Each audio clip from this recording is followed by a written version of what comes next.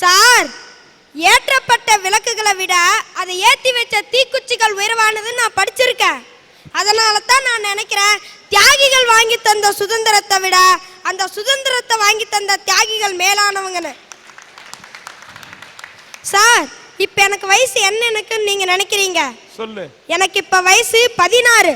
இதே வயசுல தான் 1921 வருஷம் வெள்ளக்காரனுக்கு எதிராக காந்தி மகான் நடத்திய ஒத்துழையாமை இயக்க போராட்டத்தில் ஒரு சிறுவன் கலந்து கொண்டாங்க சார். அவன் பேர் என்ன தெரியுமாங்க சார்? சந்திரசேகர் ஆசாத். அவனை வெள்ளக்காரன் பிடிச்சி நீதிமன்றத்தில் நிறுத்தி நீதிபதி கேட்கிறாரு, உன்னோட பேர் என்னன்னு. என்னோட பேரா சுதந்திரம் அப்படிங்கிறாங்க சார். அடுத்து உன்னோட வீடு எங்க இருக்குன்னு கேட்கிறப்ப, என்னோட வீடா அதோ அந்த சிறைச்சாலை தான் என்னோட வீடுன்னு சொன்னாங்க சார். இதுக்கு 15 கசேடி தண்டனையா அவன் பெற்றாங்க சார். தன்னோட உடம்புல படுற ஒவ்வொரு கசேடிக்கும் அவர் ஒரு மந்திரத்தை சொன்னாருங்க சார். அந்த மந்திரம் மகாத்மா காந்திக்கு ஜெய், மகாத்மா காந்திக்கு ஜெயங்க சார். இப்படி விடுதலை பெற்ற 15 வயசுல தன்னோட மனசுல பதிய வச்சானே சந்திரசேகர் ஆசாத், அவனுக்காக கொண்டாடுற தியாகிகள் தினம் தான் உலகத்திலேயே இருக்கிற அத்தனை நாளை விட சிறந்த நாளுங்க சார்.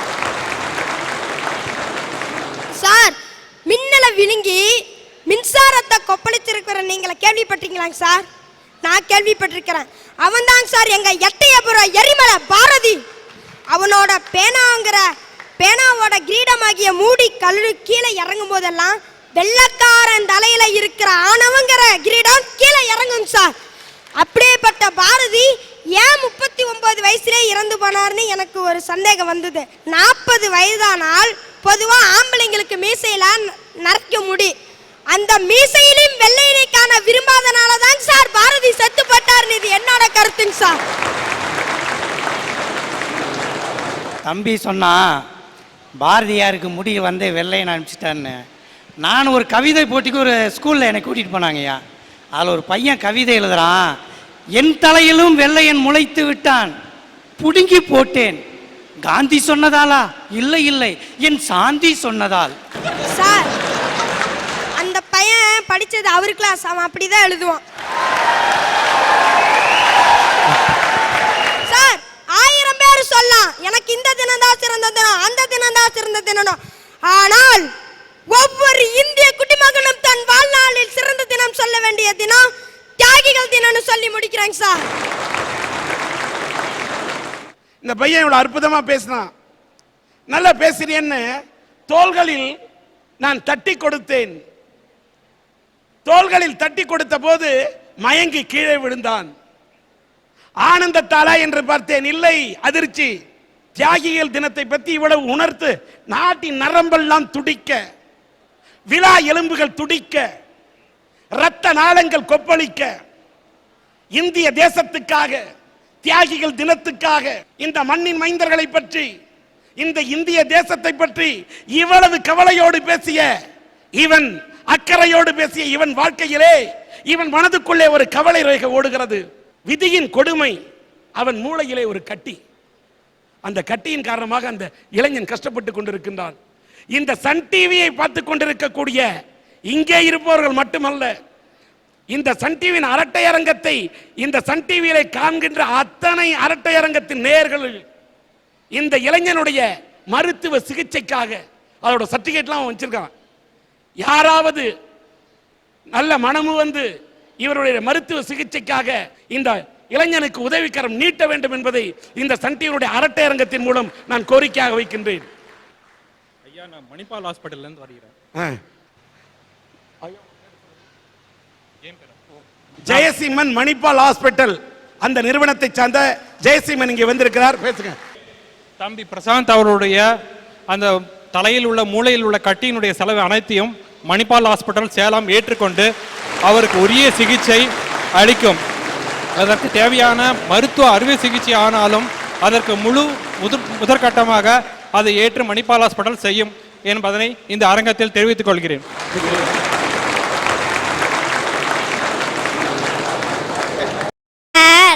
பசங்க பாஸ் ஆகி அடுத்தடுத்த வகுப்பு போகணுன்றதுக்காக தொடர்ந்து ஃபெயில் ஆகி ஒரே வகுப்புல இருக்க தியாகி யார் தெரியுமா சார்? அதுதான் ஆசிரியர். ஐயா, எல்லா உறவுகளுமே எதிர்பார்ப்போட தான் இருக்கு. இப்ப அம்மாவை எடுத்துக்கும். அம்மா எதுக்கு மகனுக்கு பாசத்தோட சோறு ஊட்டி படிக்க அனுப்புறா? பின்னாடி பின்னாடி சம்பாரிச்சு சோறு போடுவான்ற எதிர்பார்ப்பு. இதுல எதிர்பார்ப்பு இருக்கா? சரி, இப்ப அப்பாவை எடுத்துக்கும். அப்பா எதுக்கு மகளை படிக்க அனுப்புறா? வயதான கடைசி காலத்துல அவ வீட்டுக்கு போய் நிம்மதியா இருக்கலான்ற எதிர்பார்ப்பு. இதுலயும் எதிர்பார்ப்பு இருக்கா? ஆனா எதிர்பார்ப்பே இல்லாத ஒரே உறவு அது ஆசிரியர் உறவு தான். அப்படிப்பட்ட ஆசிரியர்களுக்காக கொண்டாடுறாங்களே அந்த ஆசிரியர் தினம், அதுதான் எல்லா நாளோட இனிய நாள். ஐயா, மதுரையில ஜோசப்னு ஒரு பேராசிரியர் இருக்காரு. அவருக்கு வாக்கிங் போற பழக்கம் இருக்கு. அவர் என்ன பண்ணாரு, ஒரு நாள் வாக்கிங் போயிட்டு இருக்கும் போது அங்க ஒரு குப்பை தொட்டில இருந்து ஒரு அலற சத்தம் கேட்டுச்சு. என்ன, அங்க அவர் ஓடி போய் பார்த்தா ஒரு குழந்தை கதறிட்டு இருக்குது, அனாதையா கிடக்குது. அந்த குழந்தையோட கையும் காலையும் நாய் பிடிச்சு கொடுத்துட்டு இருக்கிற ஐயா. அந்த நாயை துரத்தி விட்டு அந்த குழந்தைய தன்னோட கையில எடுத்தாரு. இதே மற்றவங்களாம் அந்த குழந்தைய ஒரு அனாத ஆசிரமத்திலயோ போலீஸ்காரங்ககிட்டயோ படிச்சிருப்பாரு. அவர் அப்படி பண்ணல. அந்த குழந்தைய எடுத்துட்டு போய் மருத்துவமனைக்கு எடுத்துட்டு போய் சிகிச்சை பண்ணிட்டு தன்னோட வீட்டுக்கு எடுத்துட்டு போனார். நித்யகண்ட பூநாயசா குப்பை தொட்டியில இருந்த அந்த குழந்தைக்கு நித்யான் பேர் வச்சாரு. இப்ப அந்த பெண் எங்க இருக்காங்க தெரியுமா? வெளிநாட்டுல கை நிறைய சம்பளத்தோட வேலை பார்த்துட்டு இருக்காங்க. ஆனா அதே இருந்த அந்த குழந்தைய தன்னோட பிள்ளையாட்டம் வளர்த்தவங்க தன்னோட வகுப்புல படிக்கிற 50-60 மாணவர்களை எப்படி பார்ப்பாங்க? அப்படி தாய்மை இல்லத்தோட சொல்லித்தராங்க பாருங்க ஆசிரியர். அந்த ஆசிரியர் தினம் தான் சிறந்தது. ஐயா, இந்த உலகத்துல பருவமழை தவறலாம், ஆனா ஒரு உழவன் தன்னுடைய கடமையிலிருந்து மட்டும் தவறதே கிடையாதுங்க. அவனுக்கு இல்லாத கஷ்டமா? எவ்வளவு கஷ்டங்கள். கடமை தவறானா இன்னைக்கு ஆசிரியர் பாருங்க, இருக்கிற சம்பளம் போதாதுன்னு சொல்லிட்டு கூடுதலா சம்பளம் கேட்டு போராட்டம் நடத்துறாங்க. 33 50 மாத்துங்கன்னு சொல்லிட்டு பெண்கள் ஒரு பக்கம் போராட்டம் நடத்துறாங்க. எப்படியாவது எங்களுக்கு வேலை வாய்ப்பை கொடுங்கன்னு சொல்லிட்டு அரசாங்கத்துக்கிட்ட மனு கொடுக்கறாங்க மாணவர்கள். ஆனா இந்த உலகத்துக்கு சோறு போடக்கூடிய உழவன் தங்களுடைய தொழில் செய்ய மாட்டேன்னு சொல்லிட்டு போராட்டத்தில் உட்கார்ந்தாங்கன்னா உலகத்தில் இருக்கக்கூடிய ஒவ்வொரு மனுஷனுடைய இறப்பையும் காய்ந்து கல்லறைக்கு தான் போகணும், கல்லறைக்கு தான் போகணும். ஐயா, இந்த எங்க வாதியாரெல்லாம் நான் 1வது படிக்கிறப்ப சொல்லுவார், பசங்களா சாப்பிட்றதுக்கு முன்னாடி எல்லாரும் ஒரு நிமிஷம் கண்ணை மூடி கடவுளை ப்ரே பண்ணிட்டு அதுக்கு பிறகு சாப்பிடுங்கன்னு சொல்லிட்டு. குரானை வாசிக்கக்கூடிய நபராக இருந்தாலும் சரி, புனித வேதாகமத்தை வாசிக்கக்கூடிய நபராக இருந்தாலும் சரி, கிருஷ்ணபிரான் நமக்கு கொடுத்தானே கீதையை வாசிப்பவராக இருந்தாலும் சரி, சாப்பிடுவதற்கு ஒரு நிமிடம் முன்னால் அந்த உழவனை நினையுங்கள், அவன்தான் மனித கடவுள். வைரமுத்து சொன்னான், ஏர்படிக்கும் சாதிக்கு இதுவே தான் தலையெழுத்தா? விதி முடிஞ்ச ஆளுக்கு விவசாயம் எழுதிருக்கா? காஞ்சு கிடக்குதுன்னு கடவுளுக்கு மனு செஞ்சா பேஞ்சு கெடுத்துருச்சு, ஐயோ பெருமாளே என்ன பண்ணுன்னு சொன்னான். இருக்கக்கூடிய எத்தனை நாட்களை விடவும் என் உழவன் கொண்டாடுகிறானே அவனுக்கு நான் மகுடம் சூட்டுகிறேனே, அந்த உழவர் தினமே இனியது இனியது. இவர் உழவர் தினத்தின் அருமையை பற்றி அற்புதமாக பேசினார். இந்த தருணத்திலே இந்த மேடையிலே கீர்த்தனா என்ற ஒரு பெண்ணை நான் உங்களுக்கு அறிமுகப்படுத்த விரும்புகின்றேன். வாங்க கீர்த்தனா, எத்தனை படிக்கிறீங்க? 9ஆம் வகுப்பு படித்திருக்கிறார் இந்த கீர்த்தனா. இவருடைய தந்தை ஒரு காலத்திலே மரங்களில், பனை மரங்களில், தென்னை மரங்களில் மரமேறியாக இருந்து கஷ்டப்பட்டு உழைத்த ஒரு குடும்பம். அவர் ஊனமுட்டு விட்ட காரணத்தால் இவருடைய தந்தை இப்பொழுது மரமேறி பிழைக்க முடியவில்லை. உடனே இந்த பெண்ணின் தாய் அவர் மரமேறி தென்னை மரங்களில் ஏறி பனை மரங்களில் ஏறி குடும்பத்தை காப்பாற்றினார். அவருக்கு இருதயத்திலே பிரச்சனை, அவரும் கஷ்டப்பட்டு கொண்டிருக்கிறார். உடனே இந்த பெண் ஒரு விவசாய பெண்ணாக இருந்து படித்துக் கொண்டிருக்கிறார். அதே நேரத்திலே உழைத்துக் கொண்டிருக்கிறார். பனை மரங்களில் ஏறுகிறார், தென்னை மரங்களில் ஏறுகிறார், தன் குடும்பத்தை காப்பாற்றுகிறார், விவசாய வேலை செய்கிறார். மரங்களில் ஏறி தன்னால் வாழ்க்கையில் வாழ முடியும் என்று வாழ்ந்து காட்டுகிறார். நான் இப்போ மரம் ஏறுறேங்க சார், தென்னை மரம் பனை மரம் 2மே ஏறுறேங்க சார். இந்த சீசன் தாங்க சார் எங்களுக்கு கரெக்டானது. நொங்கு வெட்டி எங்கள் அப்பாட்ட கொடுத்து விடுவேங்க சார். எங்கள் அப்பா நொங்கு வெட்டி எல்லாத்தையும் விற்றுட்டு வந்து அந்த காசுலேங்க சார் என் ஸ்கூல் ஃபீஸை கட்டிடுவாங்க சார். இப்போ நான் இந்த லீவ்லைங்க சார் எனக்கு உண்டான ஃபீஸை நான் சேர்த்து வச்சிட்டேங்க சார். இப்படியெல்லாம் உழைத்து தந்தையால் முடியவில்லை, தாயால் இயலவில்லை, ஆனால் தன்னால் முடியும் என்று இந்த பெண் உழைத்துக் கொண்டிருக்கிறார். பல புத்தகங்களில் மரம் ஏறி தன்னுடைய வாழ்க்கையை நடத்தக்கூடிய இந்த பள்ளிக்கூடத்தில் படிக்கும் மாணவியை பற்றி வந்த கட்டுரைகள். அந்த அளவுக்கு இந்த பெண் இப்படி உழைத்து படித்துக் கொண்டிருக்கிறார். இதை கண்ணுறக்கூடிய, இதை கண்கொண்டு பார்க்கக்கூடியவர்கள், நல்ல மனம் படைத்தவர்கள் இந்த பெண்ணுடைய உனக்கு என்ன செய்யணும்? சார் விவசாயத்திலேயே நான் பிஹெச்டி பண்ணி விவசாயத்திலே புதுமையாக ஏதாவது நான் கண்டுபிடிக்கணுங்க சார். இந்த பொண்ணு சொன்னது விவசாயம் படித்து அவன் விவசாயம் பண்ணக்கூடாதுன்னு அலையக்கூடிய இந்த நாட்டில் விவசாயம் படித்து அதில் பிஹெச்டி பண்ணணும்னு சொல்லுது இந்த பொண்ணு. ஆராய்ச்சி பண்ண வேண்டும் என்று சொல்லுகிறது. இதை போல இந்த மண்ணின் மனத்தை பரப்பக்கூடிய நல்ல உள்ளங்களை மனதார வாழ்த்துகிறோம். இவர்களுக்கு நல்ல இதயங்கள் உதவி செய்ய வேண்டும் என்ற கோரிக்கையை வைத்து விடைபெறுகிறேன்.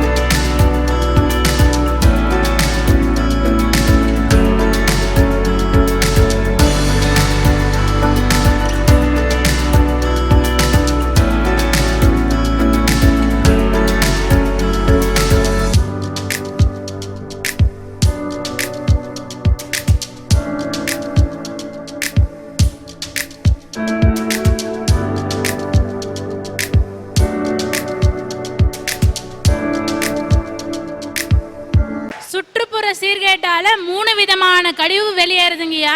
திடக்கழிவு, திரவ கழிவு, வாயு கழிவு.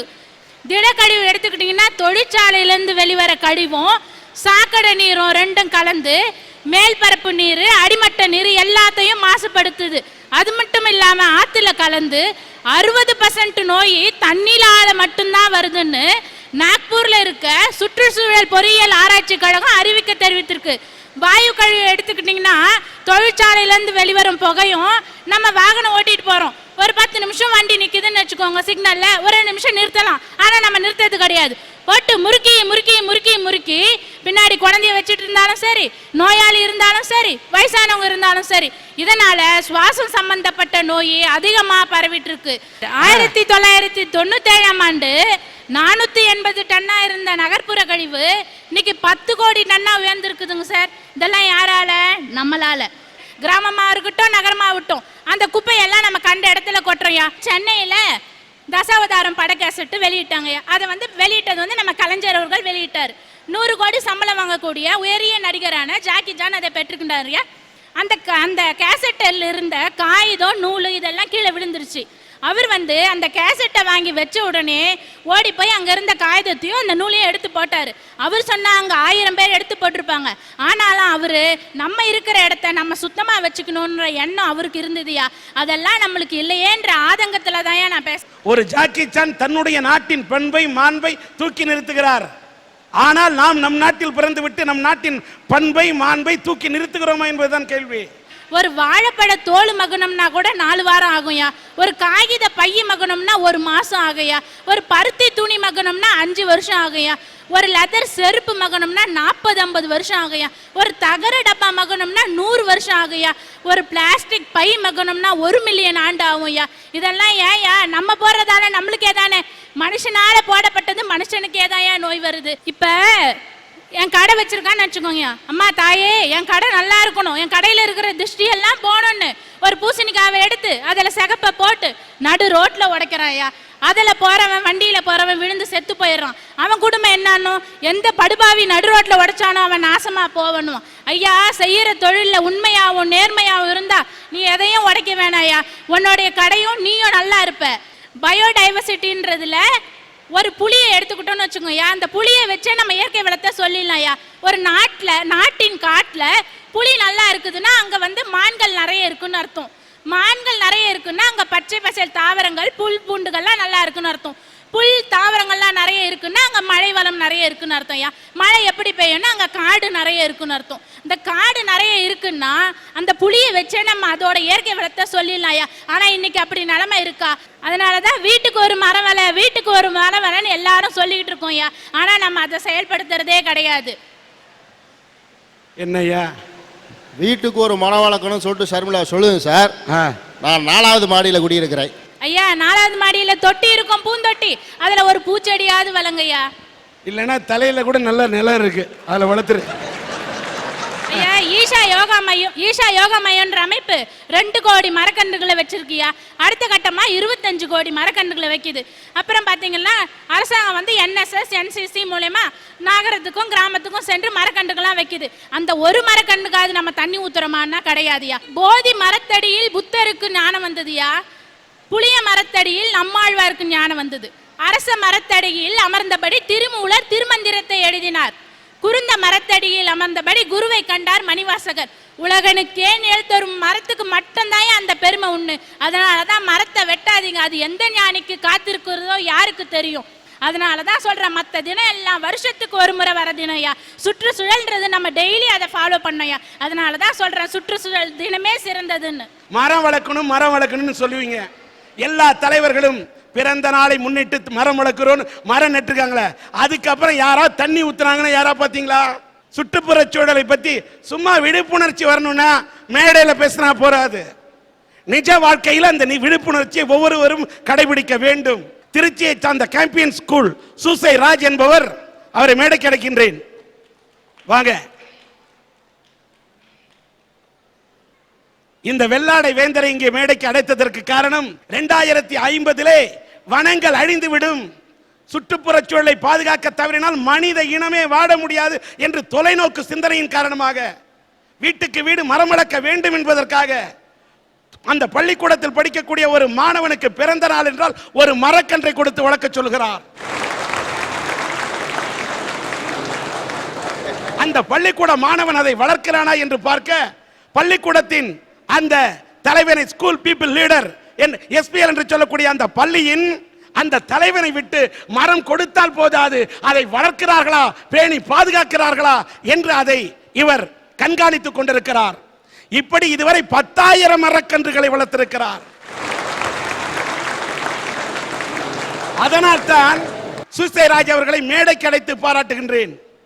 பசங்கள்லாம் எங்கிட்ட வந்து பர்த்டேவுக்கு பிளஸ்ஸிங் வாங்க வருவாங்க, ஆசீர்வாதம் வாங்க வருவாங்க. அதனால் அவங்களுக்கு நான் வெறுங்கையா எப்படி அனுப்புறது அப்படின்னு நினச்சிக்கிட்டு ஏதாவது கொடுக்கணுமே அப்படின்னு நினச்சி பார்த்தேன். நிறைய யோசனை வந்துச்சு. சாக்லேட் கொடுத்தா சாப்பிட்டு எரிஞ்சிருவாங்க, புக்கு கொடுத்தா படிப்பாங்களா படிக்க மாட்டாங்களா தெரியாது. ஆனால் அவங்களுக்கு மரம் கொடுத்தாக்கா பசங்களும் வளருவாங்க, மரமும் சேர்ந்து வளரும் அப்படின்னு அந்த எண்ணம் வந்துச்சு. அற்புதம், அற்புதம். ஒரு பிறந்த நாள் அன்று ஒரு பூமாலை போட்டால் உதிர்ந்து விடும், ஒரு பொன்னாடை போட்டால் கசங்கி விடும். ஆனால் ஒரு மரத்தை கொடுத்தால் அது எதிர்காலத்தில் பூ தரும், காய் தரும், கனி தரும், இந்த உலகத்துக்கு பலன் தரும் என்று மரம் வளர்க்க சொன்ன உங்கள் மனதை பாராட்டுகிறோம்.